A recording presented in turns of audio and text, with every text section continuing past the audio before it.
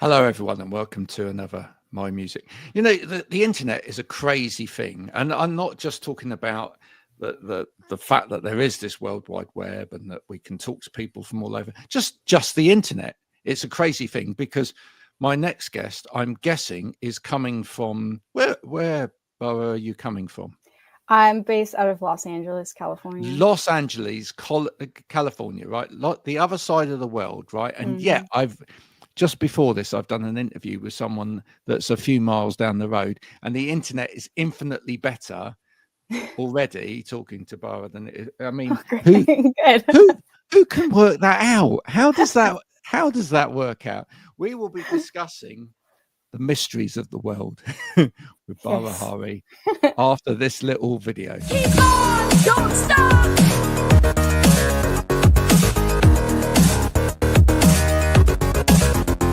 Keep on, don't stop.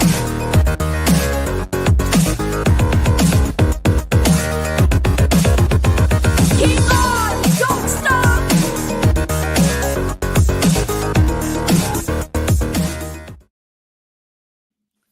Thank you so much for joining me today. Thanks for having me. All the way from the other side of the world. You were just explaining to me before we got started where your name comes from. Do you want to just tell people about that, because it's quite interesting? Yeah, so I am very much into silent film and silent film aesthetic, and You can't guess that, by the way, folks, from her Instagram.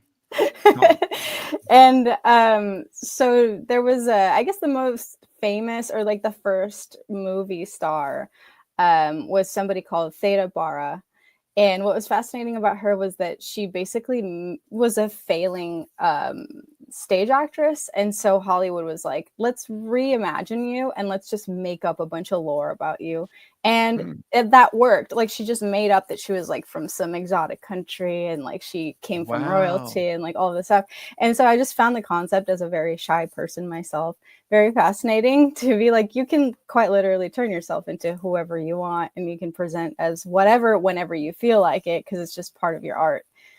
So anyway, that's the long version of why I chose Bara. And then Hari comes from a turn of the century dancer named Bara Hari that was very similar in like aesthetic. There was for a lot of opulence, and I'm just a huge fan of anything that involves a dramatic costuming and cool stage setup. Okay, I like all of that. So, but you're saying that she got away with being an introvert because, she lied.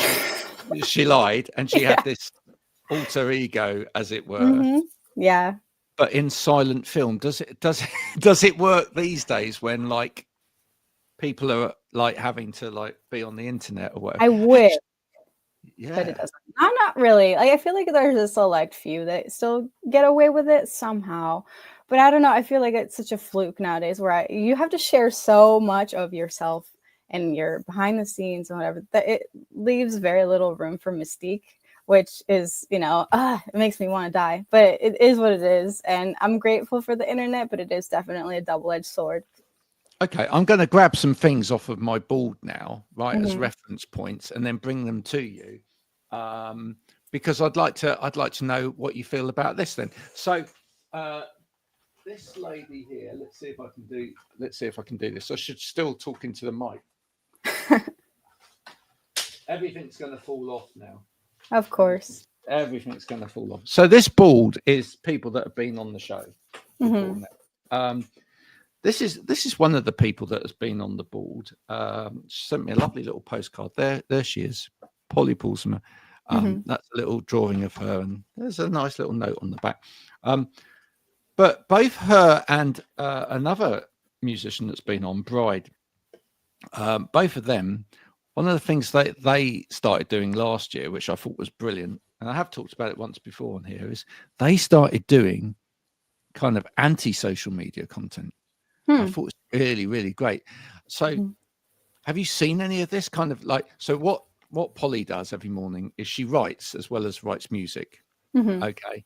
And she appears every morning about, you probably won't have seen it because of Los Angeles time, but she appears every morning UK time at around about 7 o'clock, just before maybe. And she just sits there in her little room and she writes. She doesn't like play to the camera or anything. She just gets on and does what she's doing, and allows people to come into that space. She goes live with it and just allows people to be in that space if they want to, right? And similarly, Bride did a set of things last year where she literally just videoed herself holding her guitar or whatever, but doing nothing, and then put it out. And I just loved it. I just think, oh my word, because there's that element where, you know, silent movies and things like that. They had to convey so much more without the noise. Yeah, is that part of the attraction for you? I think what the attraction for me was like how much you could do with so little. Because as an independent artist, I'm like quite literally an artist. I make my own costumes. I make any props that are in a music video. I, you know, conceptualize, I edit, I do all of this stuff. I'm my own graphic designer.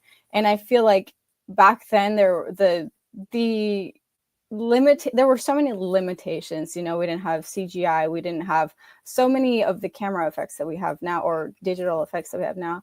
And so I've always found the whole world of silent cinema very interesting, because they could tell these, you know, fantastical stories, and still it came across, but it took a lot of human ingenuity. And so I think that's one of the major aspects that I like about it, where everything was just like, how much can we do with what we know or what we have available now, versus nowadays you can watch a Marvel movie and you're in space, you know, it's whatever. Then and to me, that's personally less interesting now, because we have everything available. We have AI now, like we can do.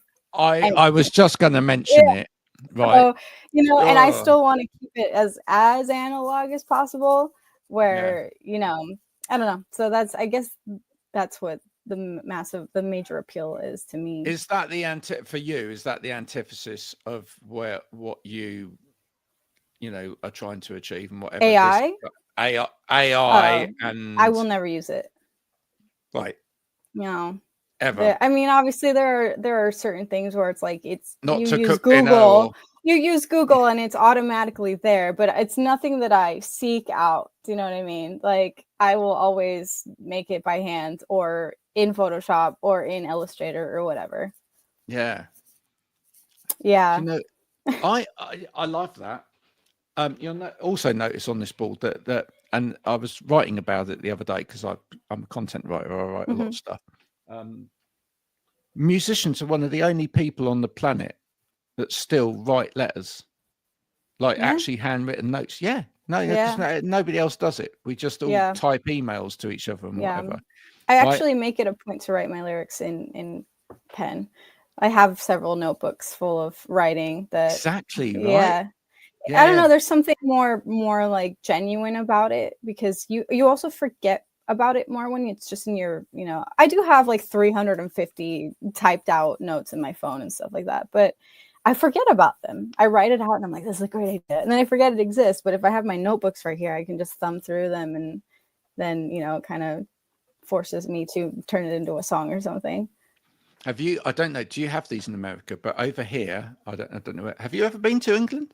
Yeah, a couple times, but I've only been to London, so I have not explored. Oh, well, now you see, this is where you're missing out, right? So there's a couple of places where you should visit over here. Yeah. All right. I know of one place up north called Beamish, right? And also we have another one down here in the West Country called Morwell Quay. You'd absolutely love them, because they are basically like whole villages, but from the past, and people, you have to like dress up and pretend. Yes. Yeah. I mean, I would love to go back to the UK and explore, because I know, like, I've only seen this. It's like coming to the States, or even the States are huge, but like coming to California and saying you've been to Los Angeles and saying you know California. It's like, no, you don't. You know this very specific area of California when there's so much more to offer. But as somebody who loves history and loves medieval history, I would love to explore outside of I'm going to send you links afterwards so you can see these places in case you ever get the chance to come over. Please. But yeah, that's you can really go for it if you want to. You can dress up, and you like everybody. They've got people there that are acting out parts, and they're all dressed up, and people will come through the high street as it would be in like a carriage and horses, and and the people will be like doing blacksmith jobs, and it's beautiful. Yeah. There's Do you know even what a I mean? Victorian town out there. I forgot what the little town is called, but I saw it in a YouTube video or something like that. That it was like a town that still reenacts. This is Victorian. This is Victorian. Okay. Yeah. It's great. Nice. And you can sit in a school classroom, and someone will like, you all have to draw on a board with chalk, and then someone will slap you on the hand. I was gonna say they smack you on the hand with the ruler. Yeah. Nice. The good old days. Oh, I'm just kidding. There is something that we've lost. You're very conscious of that, are you? That there's something that we've kind of lost these days in terms of kind of the visceral aspect of, how we interact with our world and our communication with each other and our environment because of technology, etc. Yeah, even friendships are different. Like, you used to have to make time to hang out and like do things with your friends, and now people feel like, oh, well, I know so much about you because you share everything on your Instagram stories or whatever. And I don't know, nobody sends love notes or love letters, or completely extinct. Like, they're completely extinct. I don't know. Obviously, I would never want to go back to the past. It's problematic. Not like we don't have our problems today, but there's certain aspects of the past. I definitely don't romanticize it in a way of like, growing up, people were like, you're such an old soul, you should have been born in the whatever. And no, I like having, rights and being able to have my own job and a credit card and stuff like that. But it's definitely, there are some things that I feel like we've lost, like even just the ability to handwrite. I feel like a lot of kids growing up today don't really, like, even at school, they type their notes out and everything. And it's just like, it's so weird how you can't identify somebody's handwriting. You just they all write in the same font. They all type in the same font. It's very strange. Musically, I mean, you got a fantastic voice and you've got a great presence about you, and it is very theatrical what you do. Thank you. Musically. And you cover some challenging themes as well, right? Mm-hmm. Flowers in his garden. That's not about a bed of roses. No, right? It's not. No. But how much of that is actually you? And do you know what I mean? If we sat around a dinner table, are you that deep? Are you kind of are you someone that kind of would we talk about subjects like that, like you're bringing up in that song, or I actually, outside of the music, you're quite a jovial person, I mean, I wouldn't say I'm a jovial person, but I definitely don't take myself seriously. I definitely love to joke. I love to laugh. I love sarcasm. Like, it's not like you hang out with me and I'm just like, let's talk about the most traumatic thing that's ever happened to you. Boy. There's a time and a place for that, right? But so I'm definitely not like completely dour in real life. But I do like to have I don't know, I feel like I heard a quote once from Fiona Apple about how she never felt compelled to write unless she was angry. And I kind of feel the same way, because I feel like when I'm angry, it's the only time I feel like I have words to put down or put into song or something. I probably wouldn't write a song about how, excited I am about something. I don't know. It doesn't seem like the way that I would process that particular emotion. So you're not going to write a song like, the sun's come out. No, and I'm not the Beatles. I saw a rainbow and look at that. Yeah, no. Yeah, no. I'd probably be like, that rainbow reminded me of death. All right. So it's got to have a purpose. There's got to be a purpose. It's got to have a purpose, yeah. And I get my inspiration from like, I don't know, I guess this particular song came from, are you familiar with Kathleen Hanna and the band Bikini Kill? So she put out a book called Riot Girl. And I was listening to the audiobook, and then she was talking about how her sister got a lot of very inappropriate affection / attention from her father. So I'll leave it to that. And she likened her to just being a flower in his garden something that he could pick and throw away and destroy. And I was like, wow, that's such a, for lack of a better term, floral image to paint. And I thought about my own experience growing up and the experience of my sister and the experience of my friends and how it's a very common thing to go through as a young girl. And then, I wrote it down as a poem, and then it turned into a song, and I wrote it really, really quickly because the inspiration just came from like an external source. And I felt like because it had a visual attached to it, I could imagine the entire thing. Yeah. And so that's how that came together. You felt you could kind of embellish what someone had already started. Yeah, exactly. Yeah, it was like a writing prompt. Yeah.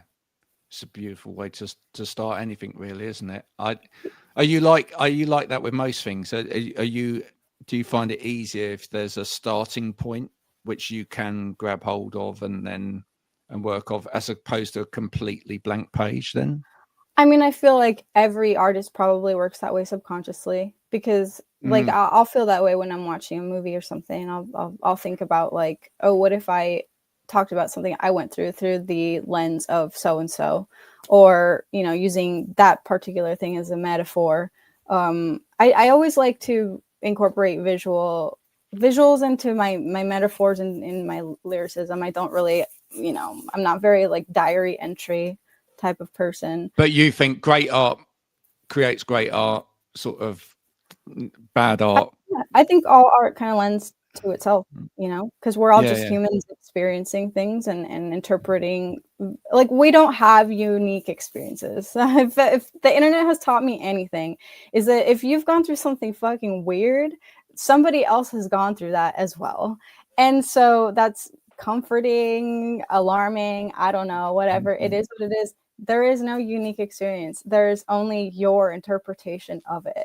And you can look at it in the scope of cinema too. How many versions of Dracula do we need? But everybody feels like they have a unique way to express that particular story. Or how many coming of age movies there are, but it's a very unique way of interpreting that specific feeling that everybody goes through. So I feel like there's always an argument online about like, oh, so-and-so's copying this person, whatever. And it's just like, it's such an oversaturated field now that it's impossible to not overlap with somebody on accident. Anyway, that's straying from the topic, but I do feel that everything like art is art, right?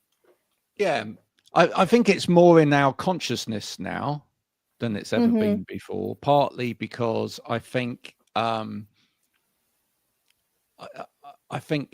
because there's more being created and more put out there, and we're aware of more, etc. It just feels like we're repeating more as well.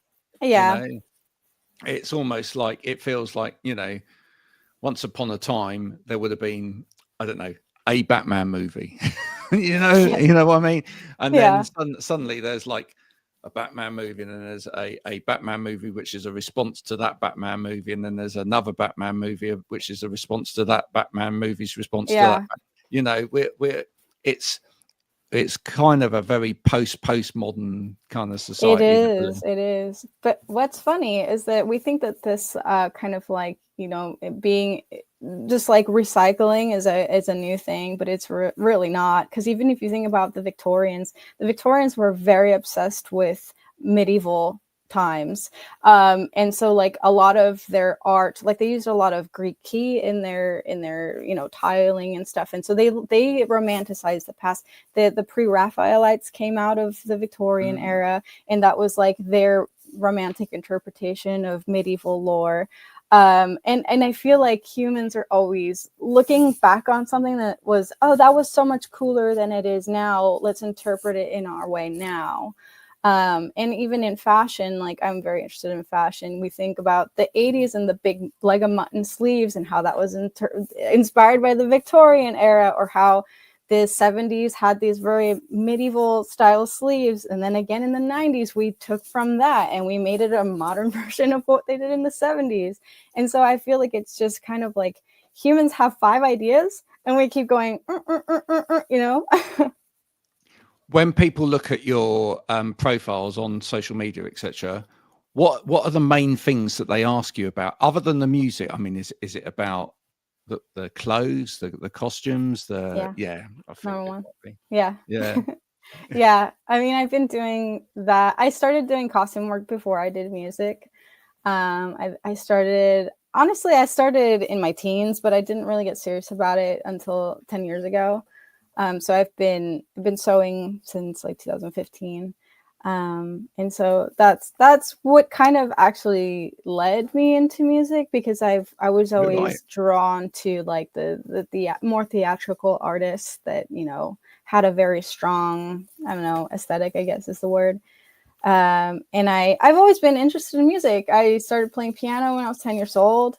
But I just always felt like I couldn't figure out how I fit into, I mean, you know what I mean? Like I never imagined I could write music or make my own songs. I just felt so like, oh, that's not my lot in life. And then I figured out that it's just like any other thing. If you're passionate about it, you figure out, where do I start? I start here, and then you do this, and then you do that, and then eventually you write songs. But definitely the costuming thing is something that gets brought up a lot, and it's fine because I love it. Because you love it. Yeah. I do. When you first started writing music, then where did you start? Where was the starting point for you? I started in, I guess technically around 2017. Yeah. I started because I was diagnosed with a very debilitating autoimmune disease. So I Really? was unemployed for a few years while I figured out how to deal with my symptoms. And I had been a dancer before that, and I had to quit dancing. So I figured I had to figure out something I could do that didn't involve a lot of physical exertion. And my partner is a musician. He has been for the last 20 years of his life. He taught me how to use Ableton Live, how to use a DAW. And so he's just like, basically, here you go, figure it out, have fun, you know? And so I just kind of tinkered around with it. I had a lot of spare time. I started off with making very like minimal, I guess, dark wave music, very electronic. Everything was synth based. And then I went from there, because when I first started, I didn't want to do that. I wanted something in the rock and roll vein. Like I wanted drums, and I wanted, real instruments and something with a lot of pulse to it. But you have to start somewhere. So I did start off with a lot of synth-based music. It is an easy way to start, in a way, isn't it? Absolutely. Sat in front of a computer, etc. But where have your skills got to now in terms of music? Can you play different instruments, or? I mean, I can play very minimally. You see, you're being modest, aren't you? Really? Yeah, I mean, I can't play guitar. I've tried so many times. I feel like since I'm used to keys being like right in front of me, the guitar feels backwards because you're like, it's like inverted on your body. I don't know. I've tried it several times. I will try again though, because I want to learn it. But I learned to play the harmonium a little bit on a track that I did. Like I just do random stuff like the tambourine, which is not anything that you need to be super skilled at. Know what? For years, because I was a singer for years, and then I never touched an instrument, because when you're in band and stuff like that, the trouble is that people go, no, don't touch my thing. Yeah, don't pick it up, because you're the singer. Yeah. Right. And if you can't play it, don't touch it. And I just want to go. No. Yeah. Right. The thing that got me, I got to a chance where I could actually play with these things for a bit. And the key for me to unlocking the guitar was the bass. Maybe there's a thing. Right? Yeah, I think you're right. Less strings. I think so, because like less strings, but also builds up your hand. It literally builds up the strength in the hand. Whatever. Once you've kind of played bass, however well, for a little bit, then when you go back to playing guitar, the guitar feels like much easier. I think you're onto something. I think I'm going to be a bass player now. And also, in the meantime, you'll probably come up with some really juicy, dark bass Yeah. lines. There you go. Yeah, and I'll just be my own bass player. You're just going boom, boom, boom, boom, and it's just like, oh, that will do. Yeah, exactly. Yeah, Oh, that is cool. good advice. I will try that. What are you writing about at the moment? So I have, after this release, I have like 4 more songs, and I write a lot about I'm finally trying to process like a lot of things with my parents' divorce. And super, super light topics to talk about. Just things like that, just general social situations, and feelings of feeling heavy, and trying to move forward with your life, even though Have you feel that way. have you got a decent metaphor for each one? Oh, you know it. Oh, right. Oh, Okay. there will be a look for each one too. Look, there will be a look. Does it take from writing that song to getting it out, putting it out there, then does that take a little while to just make sure that the whole of that story has been told before you? Yeah, absolutely. Especially with these songs, they were supposed to be done like earlier this year, but then I decided if I'm gonna release them, I want them done properly. And since I was explaining that I want mostly acoustic instruments, I had to find people who could play cello, who could play violin, who could play, whatever insert instrument here. And it took some time, and I found the perfect people. Being patient worked out. And I know people constantly tell me like, well, the only way to grow is you have to just keep putting out music like every month. I'm not going to put shit out that I'm not passionate about. So if it means that I'm going to be less popular, then I guess so be it, because I would rather be less popular and put out the music that I want to make versus the stuff that will keep me on a Spotify algorithm or whatever. But anyway, so it did take a while.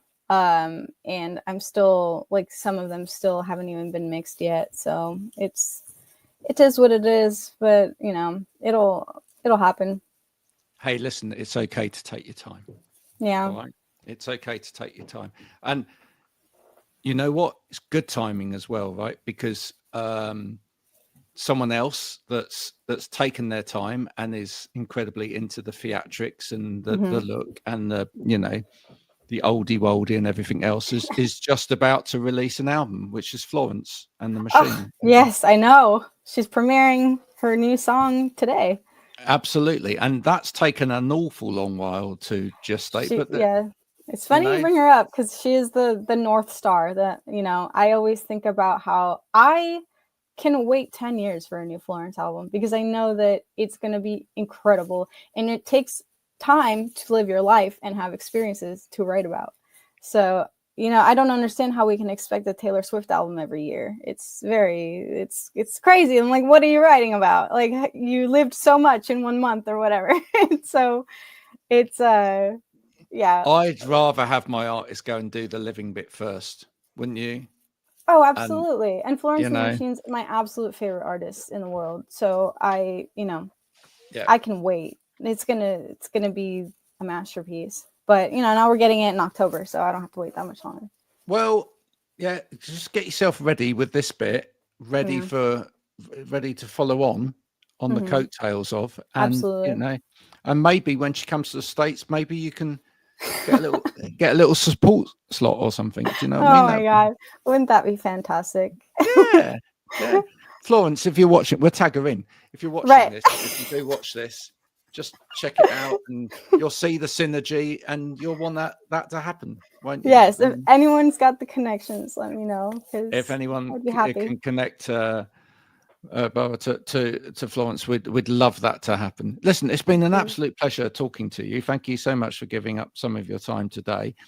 We hope that people go and check out the music now. That's the whole purpose of having these conversations, just to get to know you a little bit better, and for people to get inquisitive about the music, so that they go and check it out and find out. So, folks, if you don't really want AI, pop driven music with no purpose at all, then this whole 30 minutes has been a complete waste of time for you. But if you do like music that actually resonates, says something, has a purpose, perhaps might make your world a little bit better, then you've just spent the best 30 minutes of your life. There you go. That's all we can say, really. Best advertisement I could ask for. There you go. We'll be back soon with more My Music. But until then, from Bara and from myself, thank you for watching. And do go and have a rest of your day doing whatever it is that you're doing in the best way possible. We wish you all the best. Bye for now.